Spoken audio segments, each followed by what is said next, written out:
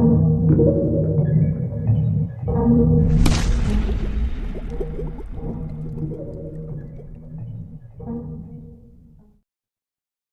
दोस्तों, कैसे हैं आप सब लोग। उम्मीद है आप सब लोग अच्छे होंगे। तो स्वागत है आप सब लोगों का आपके अपने यूट्यूब चैनल एमयू वाला में। मैं हूं Nabeel, bachelor of engineering final year student of Aligarh Muslim university.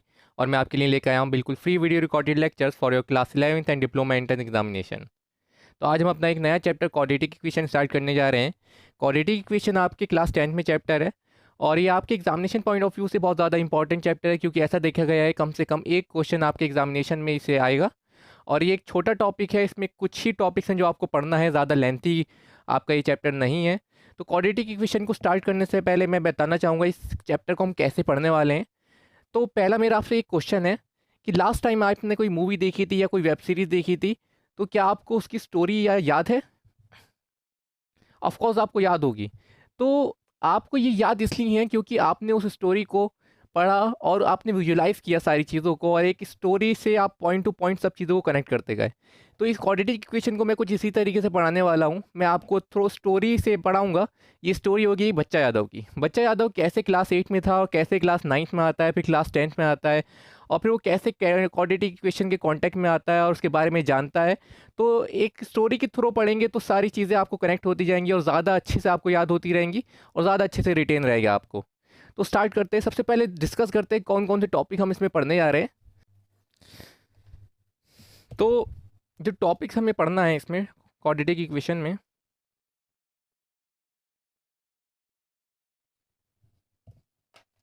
सबसे पहले हम पढ़ेंगे introduction to quadratic equation. Quadratic equation होती क्या है, क्या क्या उसके अंदर जो टर्मिनोलॉजीज होती हैं उसका मतलब क्या होता है, रूट्स का मतलब क्या होता है, डिग्री ऑफ क्वाड्रेटिक इक्वेशन का मतलब क्या होता है, इन सब के बारे में हम अच्छे से जानेंगे। और स्टैंडर्ड फॉर्म क्या होती है क्वाड्रेटिक इक्वेशन। तो इंट्रोडक्शन रहेगा इसमें हमारा, इंट्रोडक्शन।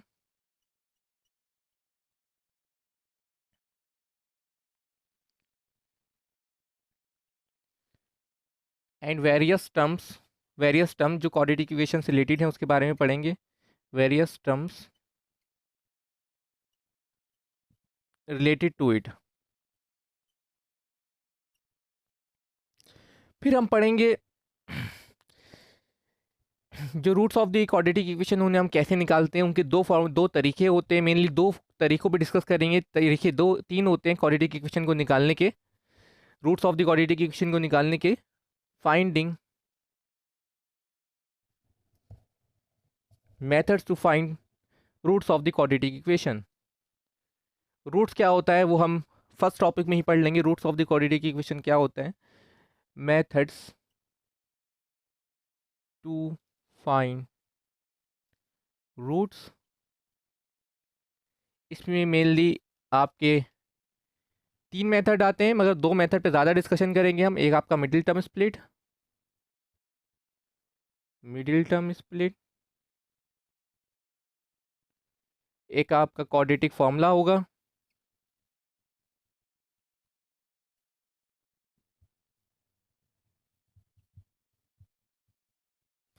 देन आपका last method of completing square,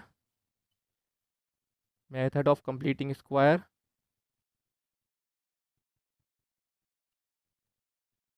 आपको इन दोनों एग्जामिनेशन पॉइंट ऑफ व्यू पे, क्योंकि एमसीक्यू क्वेश्चन आते हैं, वो आपसे बोलेगा नहीं कि आप इसके रूट निकालिए कंप्लीटिंग स्क्वायर मेथड से, क्वाड्रेटिक फार्मूला से, मिडिल टर्म स्प्लिट से।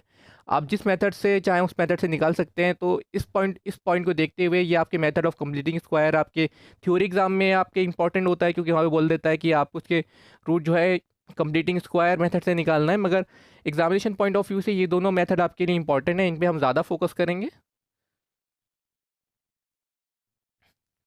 क्योंकि जितने भी आपके रूट्स होंगे वो इन दोनों मेथड से ही आप 99 100% इन दोनों मेथड से ही निकाल सकते हैं। इस मेथड की आपको ज़रूरत ही नहीं पड़ेगी।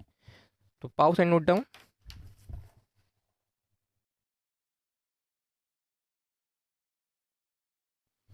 तो चलिए स्टार्ट करते हैं अपना फर्स्ट टॉपिक इंट्रोडक्शन से। जैसे हमने डिस्कस किया था कि इस इंट्रोडक्शन को हम एक बच्चा यादव की स्टोरी से पढ़ेंगे। बच्चा यादव जो है अपना क्लास 8 में आता है और क्लास जैसे ही 9th में आता है तो उसे नई नई चीज़ों के बारे में पता चलता है। जैसे कि जब वो फिजिक्स का चैप्टर पढ़ रहा होता है ग्रेविटेशन, तो उसे पता चलता है कि मून पे भी ग्रेविटेशन होता है, मून पे भी ग्रेविटी होती है। और क्लास 8 तक जनरली टीचर्स उसे बताते थे कि मून पे ग्रेविटी नहीं होती है। तो वहाँ पे उसे ऐसे ऐसे जैसे 9th क्लास में आता है तो साइंस में, फिजिक्स में, केमिस्ट्री में, मैथ में नई नई चीज़ों के बारे में पता चलता है। तो इसी तरीके से जब वो 9th से 10th में आता है तो कैसे वो क्वाड्रेटिक इक्वेशन के कांटेक्ट में आता है और उसके बारे में सब चीज़ें उसे पता चलती हैं हल्के हल्के, तो वो हम डिस्कस करते हैं। तो यहाँ पे क्लास 8 से क्लास 9th में अभी बच्चा यादव आया है और सर उसे एक क्वेश्चन देते हैं सॉल्व करने के लिए। वो बच्चा यादव से बोलते हैं कि आप सॉल्व करिए 2x - 10 = 0 और फाइंड एक्स करिए, आप फाइंड एक्स। तो ये क्वेश्चन बच्चा यादव को दिया गया है। बच्चा यादव बोलता है और सर ये बहुत ही ज़्यादा आसान क्वेश्चन है, मैं भी सॉल्व करता हूँ। तो बच्चा यादव क्या करता है, 2x = 10 किया उसने, एक्स की वैल्यू 10/2 5 निकाल ली। तो फिर सर उससे यहाँ पे एक क्वेश्चन पूछते हैं, दूसरा क्वेश्चन, कि यहाँ पे जो तुमने अभी एक्स की वैल्यू फाइंड करी है इसे क्या बोलते हैं, इस वैल्यू ऑफ एक्स को क्या बोलते हैं। तो बच्चा यादव कहते हैं सर इसे एक्स ही बोलते हैं, एक्स की वैल्यू, और इसे तो कुछ और तो बोलते नहीं है। तो वो कहते हैं ये आपके 8 क्लास तक ठीक था, मगर अब जब भी आप किसी इक्वेशन की वैल्यू ऑफ एक्स निकालेंगे तो आपको बोलना है कि या इसका रूट है, ये रूट है या ज़ीरो ऑफ द इक्वेशन है। रूट होने का मतलब ये है कि ये वो वैल्यू होती है एक्स की जिसे आप इक्वेशन में अगर रखेंगे तो आपकी इक्वेशन ज़ीरो बन जाएगी या आपकी इक्वेशन RHS की इक्वल आ जाएगी। तो यहाँ पे सर उसे बताते हैं नई टर्मिनोलॉजी के बारे में।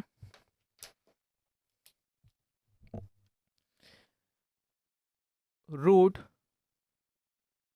और ज़ीरो ऑफ द इक्वेशन। तो रूट और ज़ीरो ऑफ द इक्वेशन क्या होती है, वो वैल्यू होती है एक्स की जिसे आप इक्वेशन में अगर रखेंगे तो आपकी इक्वेशन जो है ज़ीरो बन जाएगी। जैसे कि यहाँ पे आपने एक्स की वैल्यू 5 निकाली है, इस एक्स की वैल्यू को अगर आप यहाँ पे रखेंगे तो 5 × 10, 10 - 10 0। तो value of x putting of विच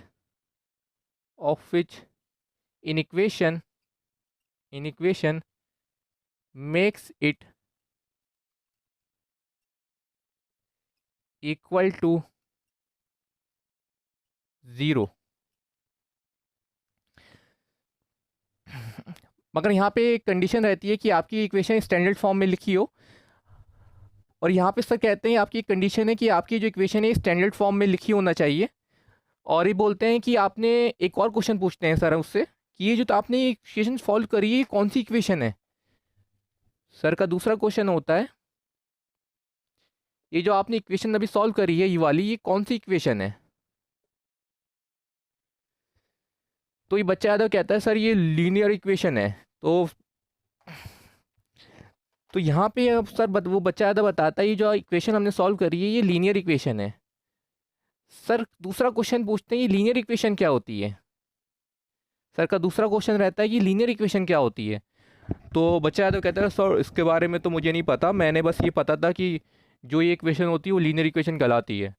तो सर उसे बताते हैं कि लीनियर इक्वेशन वो होती है जिस इक्वेशन की जो डिग्री होती है वो 1 होती है, डिग्री 1 होती है।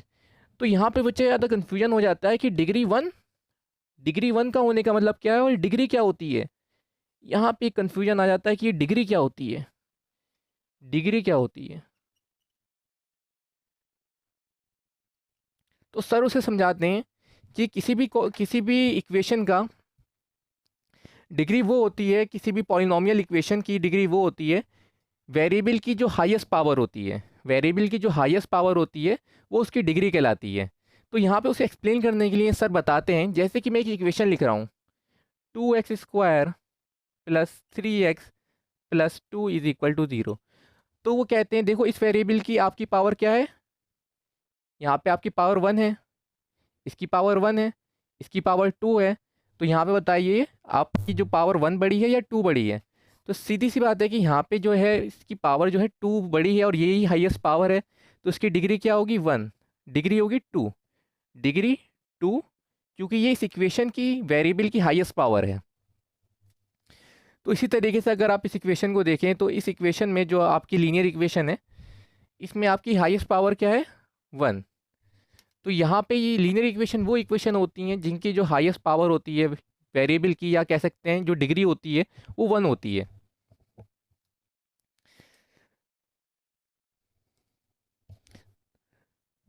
तो डिग्री को आप लिख सकते हैं, डिग्री डिग्री के बारे में लिखिए। डिग्री होती है आपकी highest power, highest power, highest power of variable, of variable in an equation. इन पे हमने डिस्कशन पॉलिनोमियल चैप्टर में भी करा था, मगर एक बार हम सब चीज़ों को रिव्यू कर रहे हैं।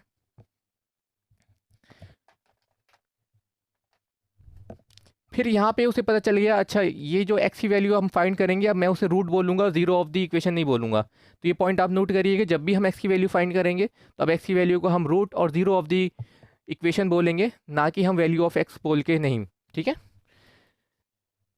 फिर एक और क्वेश्चन सर उसे देते हैं आप, ये इनका फर्स्ट क्वेश्चन था। फिर वो सेकंड क्वेश्चन देते हैं। तो यहाँ पे क्वेश्चन कुछ इस तरीके से देते हैं, 2x² प्लस एक्स माइनस 6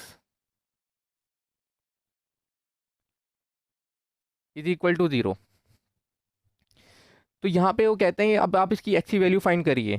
तो यहाँ पे बच्चा ज़्यादा कन्फ्यूजन में आ जाता है कि ऐसी इक्वेशन तो मैंने कभी देखी नहीं, ये इसमें एक्स की वैल्यू फाइंड मैं कैसे करूँ। तो वहाँ पे वो बच्चा ज़्यादा जब भी ट्राई करता है, वो क्या करता है कि 2x² plus x is equal to 6 कर देता है, मगर यहाँ पे आके फंस जाता है। फिर वो कहता है कि मैं एक्स की वैल्यू, एक्स दो एक्स हैं यहाँ पे 2x² प्लस एक्स, इनको मैं एडिशन कर नहीं सकता हूँ, तो मैं कैसे एक्स की वैल्यू फाइंड करूँ, कैसे एक्स करूँ, बहुत कन्फ्यूजन में आ जाता है वो। तो सर कहते हैं कि अब आप क्लास 10th में आ गए हैं, अभी आप तक क्लास 9th में थे, तो आप इस तरीके के क्वेश्चन सॉल्व कर रहे होंगे कि यहाँ पे आप इस इक्वेशन की वैल्यू फाइंड कर रहे हैं। हो सकता है क्लास 9th में भी आप इससे इंट्रोड्यूस हो गए हों। तो यहाँ पे इस तरीके की जो इक्वेशन होती है, इसे हम बोलते हैं क्वाड्रेटिक इक्वेशन। तो कहते हैं मैंने सर कहते हैं मैंने आपको एक क्वाड्रेटिक इक्वेशन दी है, जिसे आप ऐसे सॉल्व नहीं कर सकते हैं जैसे आप पहले कन्वेंशनल मेथड से करते आ रहे थे।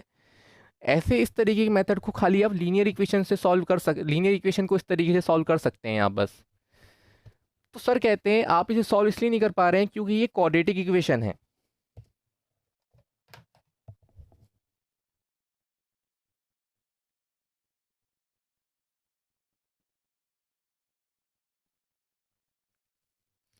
क्वाड्रेटिक इक्वेशन का होने का मतलब ये है कि क्वाड्रेटिक इक्वेशन वो होती है जिनकी डिग्री 2 होती है, जिनकी डिग्री डिग्री होती है 2। तो यहाँ पे इक्वेशन में देख रहे हैं डिग्री अभी हमने पढ़ा है हाईएस्ट पावर ऑफ वेरिएबल, इस वेरिएबल की पावर 1 है, इसकी पावर 2 है, तो हाईएस्ट पावर 2 है, तो ये क्वाड्रेटिक इक्वेशन है। तो कह रहे हैं अभी मैं आपको बताऊंगा कैसे आप क्वाड्रेटिक इक्वेशन को सॉल्व कर सकते हैं इस तरीके की। तो कहते हैं कि आपको 3 मेथड फॉलो कर सकते हैं। जो 3 मेथड मैं आपको बताऊंगा इस क्वाड्रेटिक इक्वेशन को सॉल्व करने के लिए, आप 3 मेथड फॉलो कर सकते हैं। पहला मेथड आपका होगा middle term split, middle term split. दूसरा आपका होगा क्वाड्रेटिक फार्मूला,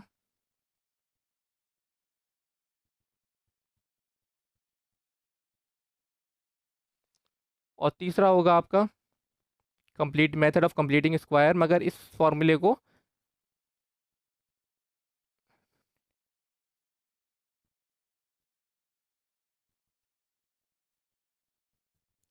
हमारा जो फोकस रहेगा वो इन दोनों पे रहेगा, मिडिल टर्म स्प्लिट और क्वाड्रेटिक फार्मूला, आपका एंटर एग्जामिनेशन के लिए।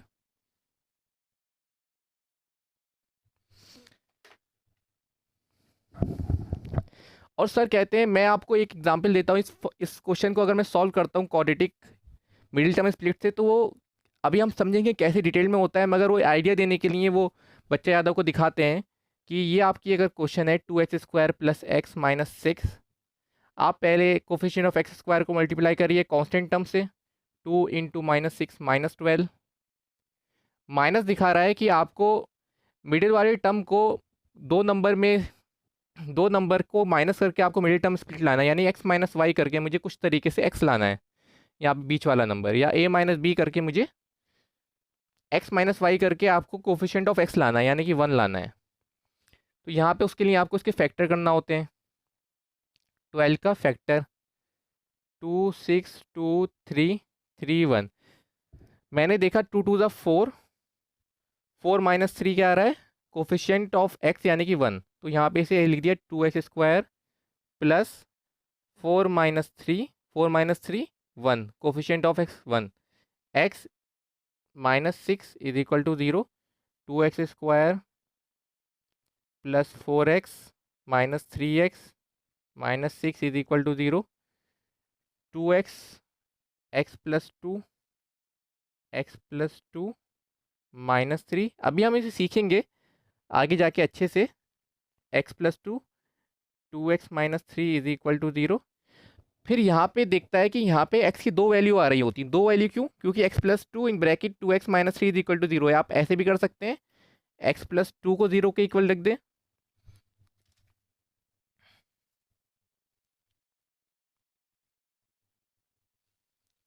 तो यहाँ पे वो देखता है कि दो इक्वेशन आ रही हैं, x प्लस 2 और 2x minus 3 is equal to 0। यहाँ पे जब x प्लस 2 को 0 के इक्वल लगता है, 0 के इक्वल लिखने का मतलब है x प्लस 2 ये नीचे जाएगा 0 डिवाइड बाय, तो 0 हो जाएगा। यहाँ पे x की एक वैल्यू आती है -2 और यहाँ पे एक x की वैल्यू आती है 2x minus 3 is equal to 0, x is equal to 3 divide by 2। तो यहाँ पे देखता है कि यहाँ पे दो x की वैल्यू आ रही हैं, two values of x, two values of x, और हम लिख सकते हैं टू रूट्स। तो यहाँ पे बच्चा ज़्यादा पूछता है सर ये दो वैल्यू कैसे आ गई हैं x? अभी तक जो हम निकाल रहे थे एक ही वैल्यू आती थी x की, यहाँ पे हमने फाइंड करा x की एक ही वैल्यू आई है, मगर इसमें दो वैल्यू क्यों आ रही हैं? तो क्वेश्चन ये आता है कि यहाँ पे जब हम x की वैल्यू फाइंड कर रहे थे लीनियर इक्वेशन में, तो एक वैल्यू आ रही थी x की, या हम कह सकते हैं एक रूट मिल रहा था आपको, या हम कह सकते हैं एक जीरो ऑफ द पॉलिनोमियल मिल रहा था। तो क्योंकि हमने पढ़ा था रूट और जीरो ऑफ द पॉलिनोमियल को ही वैल्यू ऑफ x बोलते हैं। तो यहाँ पे सर बताते हैं ये ऐसा इसलिए, ये डिपेंड करता है कि आपकी डिग्री क्या है, यानी कि जितनी डिग्री होगी उतनी ही आपको वैल्यू ऑफ x मिलेंगे। जितनी डिग्री होगी आपको उतनी ही आपको वैल्यू ऑफ x या रूट्स ऑफ द इक्वेशन मिल सकते हैं। यहाँ पे आप देखिए, यहाँ पे डिग्री क्या थी 1, यहाँ पे आपको कितनी मिली वैल्यू ऑफ x? 1 मिले। यहाँ पे डिग्री क्या थी इसकी डिग्री? इसकी डिग्री 2 थी, और आपको कितनी वैल्यू ऑफ x मिली? 2 मिली।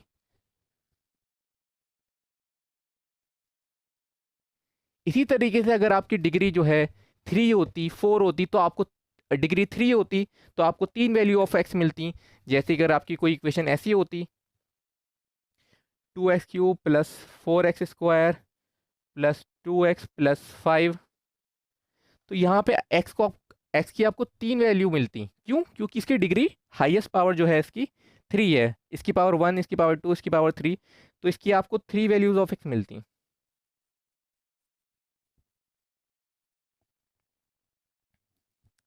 तो स्टॉप एंड नोट डाउन। तो यहाँ पे आपको एक पॉइंट ये लिखना है कि किसी भी इक्वेशन की आपको जितनी वैल्यू ऑफ x मिलेंगी वो डिपेंड करता है उस इक्वेशन की degree. Highest power of variable, अगर हाईएस्ट पावर ऑफ वेरिएबल 3 है तो आपको 3 जीरो मिलेंगे, 4 है तो 4 जीरो मिलेंगे। तो स्टॉप एंड नोट डाउन।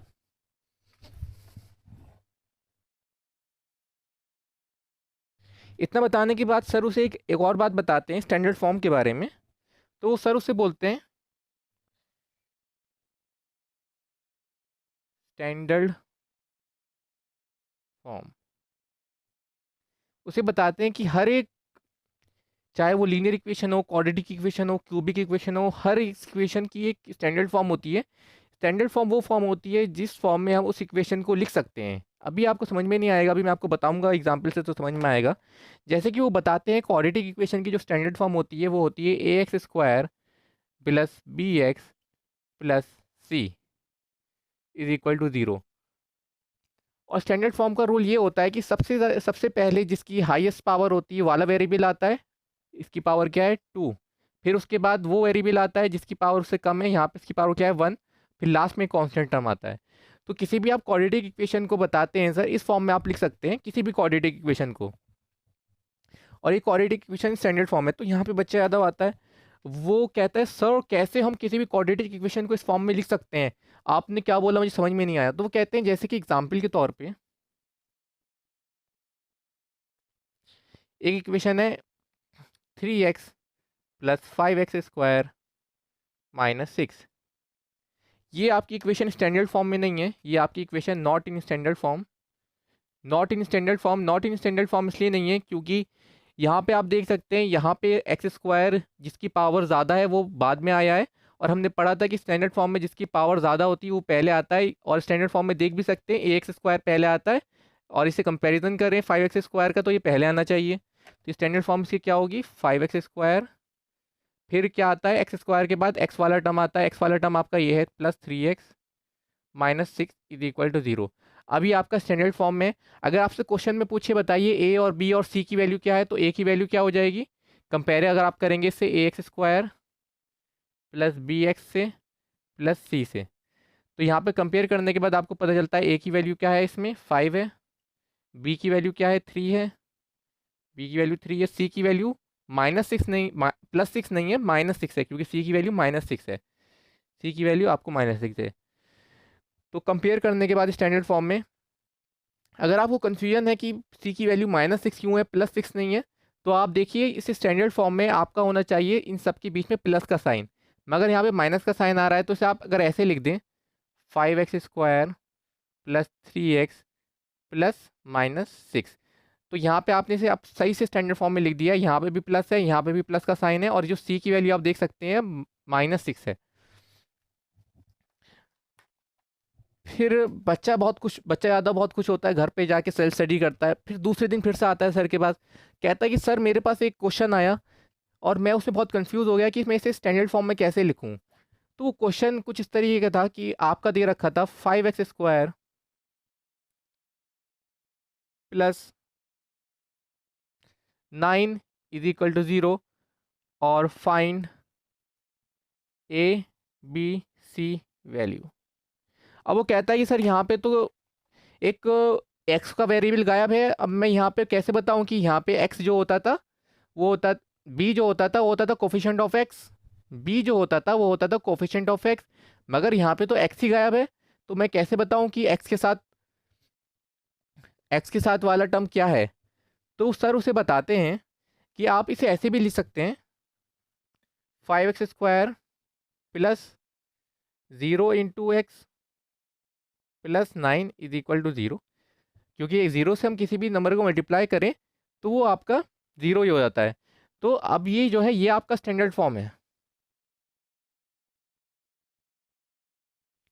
और ये आपका स्टैंडर्ड फॉर्म नहीं है, तो इस बात को नोट करिए और स्टार मार्क डाल लिए, क्योंकि यहाँ पे अगर कभी आपको ऐसा एग्जाम में क्वेश्चन आए कि आपको एक इक्वेशन दे रखी हो और आपसे बोले बी की वैल्यू क्या है, तो यहाँ पे आपको ध्यान रखना है बी की वैल्यू क्या है, 0 है। 0 कैसे हुई, क्योंकि यहाँ पे अगर आप इसे कंपेयर करें ax² + bx + c से, ए की वैल्यू 5 हो गई, बी की वैल्यू क्या हो गई 0 हो गई, सी की वैल्यू क्या हो गई 9 हो गई, A is equal to 5, B is equal to 0, C is equal to 9। इसी तरीके से एक और क्वेश्चन हम देखते हैं, अगर खाली आपका 5x² होता तो क्या होता, तो इसे भी आप ऐसे लिख सकते हैं, स्टैंडर्ड फॉर्म इसकी क्या होगी, इसकी स्टैंडर्ड फॉर्म ये होगी 5x² + b × 0 × x +0। तो इसकी स्टैंडर्ड फॉर्म में, ये स्टैंडर्ड फॉर्म में नहीं था, इस इक्वेशन को इस क्वाड्रेटिक इक्वेशन है, मगर क्वाड्रेटिक इक्वेशन क्यों है, क्योंकि वेरिएबल की हाईएस्ट पावर क्या है 2 है, इसलिए ये क्वाड्रेटिक इक्वेशन है। और अगर इस क्वाड्रेटिक इक्वेशन को हमें स्टैंडर्ड फॉर्म में लिखना है तो हम लिख सकते हैं ऐसे 5x² प्लस, क्योंकि 0 से किसी भी वेरिएबल को मल्टीप्लाई करें तो 0 ही आ जाता है, +0।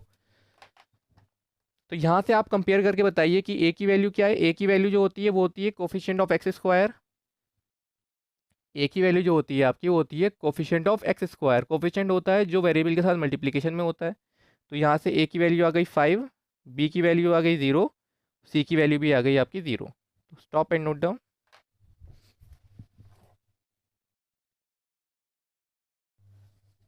आप इस पर भी स्टार मार्क लगा लिए। अगर आपको कभी एग्जामिनेशन में बोले कि एक क्वाड्रेटिक इक्वेशन दे रखी हो और आपसे बोले कि इसमें बी और सी की वैल्यू क्या है, तो आप ध्यान रखिएगा पहले आप स्टैंडर्ड फॉर्म में से कन्वर्ट करिएगा, और फिर बता सकते हैं बी की वैल्यू भी 0 है और सी की वैल्यू भी 0 है, और इसको भी ध्यान रखिएगा। तो अब हम आगे बढ़ते हैं, ये सब मैं रफ कर देता हूँ। अब क्वाड्रेटिक इक्वेशन के बारे में हमने जितनी भी चीज़ें पढ़ी हैं उसकी एक समरी हम बनाते हैं, ये हमारी होगी समरी।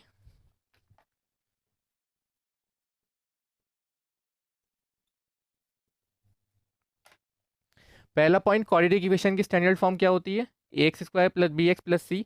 स्टैंडर्ड फॉर्म होने का मतलब है किसी भी क्वाड्रेटिक इक्वेशन को हम इस फॉर्म में लिख सकते हैं। स्टैंडर्ड फॉर्म होने का मतलब ये है any quadratic equation could be written in this form। दूसरा हमने देखा कि जो क्वाड्रेटिक इक्वेशन होती है उसकी डिग्री क्या होती है, डिग्री यानी कि हाईएस्ट पावर, डिग्री होती है highest power of variable, highest power of variable. बताइए इसमें हाईएस्ट पावर ऑफ वेरिएबल कितनी है, यहाँ पे इसकी एक्स की पावर 1 है, एक्स की पावर 2 है, तो ये हाईएस्ट पावर वेरिएबल कितनी है 2। फिर हमने देखा एक रिलेशन कि डिग्री जो होती है इक्वल होती है, पहले इस रिलेशन से देखने से पहले हम देख लेते हैं रूट्स। हमने देखा रूट्स और zero of the polynomial, zeros of the polynomials, sorry zeros of the quadratic equation, zeros of the quadratic equation.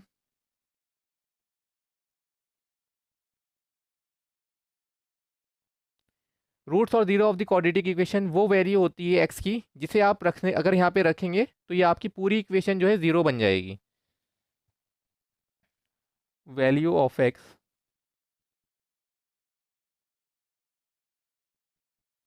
Putting of विच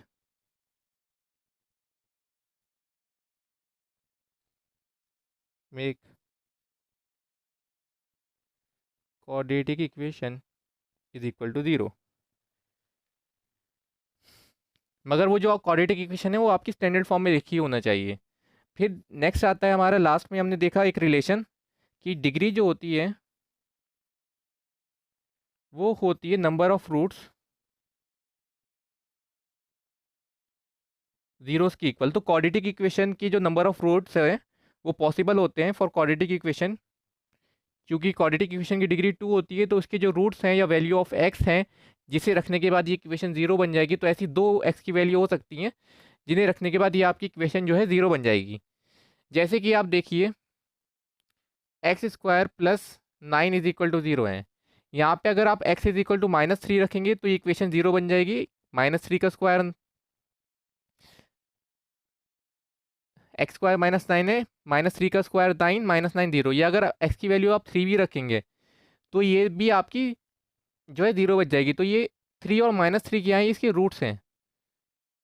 और कितने रूट्स हैं, ये 2 रूट्स हैं, ये 2 रूट्स। 2 रूट्स इसलिए हैं क्योंकि ये क्वाड्रेटिक इक्वेशन है। तो ये क्वाड्रेटिक इक्वेशन की कितनी होती हैं, क्वाड्रेटिक इक्वेशन के जो रूट्स होते हैं वो कितने हम फाइंड कर सकते हैं, 2 फाइंड कर सकते हैं। क्वाड्रेटिक इक्वेशन की 2 वैल्यू ऑफ एक्स हम फाइंड कर सकते हैं।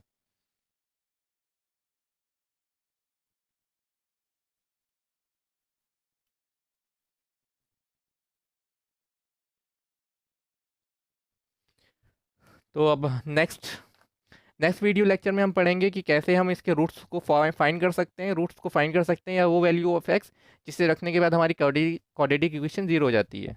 पाओ सेंड नोट डाउन।